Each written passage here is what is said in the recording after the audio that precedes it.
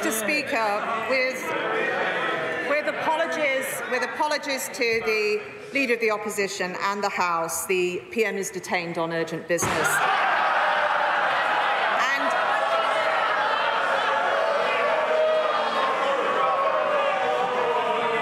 And they will have to make do. I must hear the answer of why the Prime Minister is not here. Leader of the House. I'm afraid you will have to make do with me, Mr. Speaker.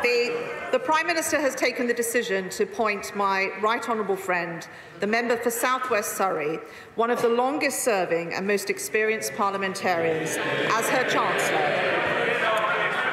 Their overriding priority is to restore financial stability in the face of volatile global conditions. We will take whatever tough decisions are necessary and have made changes to the growth plan, which the Chancellor is waiting to update the House on as soon as this urgent question finishes. Starmer. Thank you, Mr. Speaker, and thank you to the Right Honourable Member for Portsmouth North for answering the question put to the Prime Minister. I guess under this Tory government, everybody gets to be Prime Minister for 15 minutes. The country, Mr. Speaker, the country is in an economic crisis made in Downing Street. Because they've lost all credibility, government borrowing costs have soared, mortgage rates have ballooned, markets need reassuring.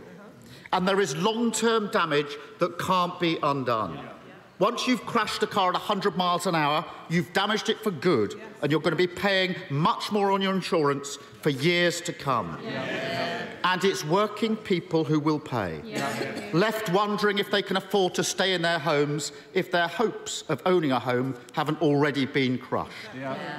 So now it's time for leaders to lead. But where is the Prime Minister? Hiding away, dodging questions, scared of her own shadow. The lady's not for turning up. Now it's time to be honest about the mistakes they made. But what does the Prime Minister say? My vision is right. My mission remains. I sacked my Chancellor, but I can't tell you why. And now is a time for consistent messaging. But what do we get? A Prime Minister saying absolutely no spending reductions. A Chancellor saying there will be cuts. A Prime Minister saying she's in charge. A Chancellor who thinks he's the CEO and she's just the chair. How can Britain get the stability it needs when all the government offers is grotesque chaos? How can Britain get the stability it needs when instead of leadership we have this utter vacuum? How can Britain get the stability it needs when the Prime Minister has no mandate from her party and no mandate from the country?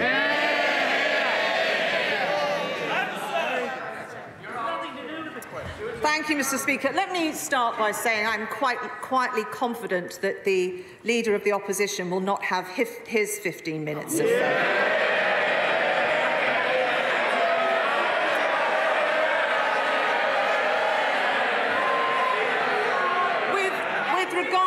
With regard to questions raised on economic policy, I will defer to the Chancellor. Honourable members will want time to question him fully and hear the detail. I do not wish to eat into that time. Our constituents will want to hear about the issues facing them, their bills, mortgages, benefits and their businesses.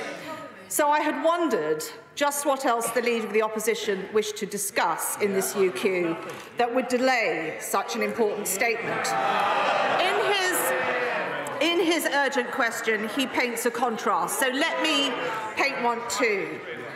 The decision taken by our Prime Minister would have been a very tough one, politically and personally. Yet, she has taken it, and she has done so. She has done so because it is manifestly in the national interest that she did. She did not hesitate to do so because her focus is on the well-being of every one of our citizens. It was the right thing to do, and whether you agree with it or not, it took courage to do it. In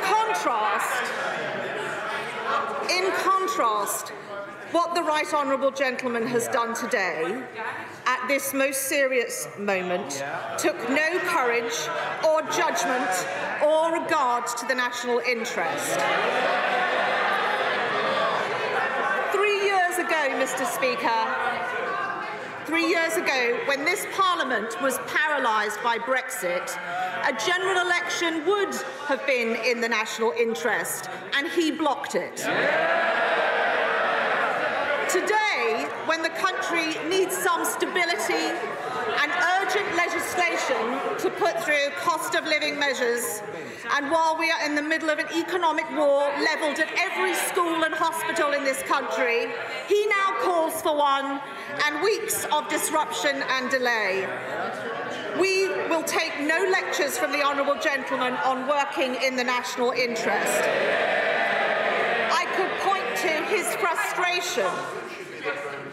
point to his frustration of us leaving the EU and campaigning for a second referendum. I could point to his support for the Right Honourable Member for Islington North and his positions on NATO, or his arguments against us leaving lockdown or our involvement with the EU Vaccines Agency, all against the national interest.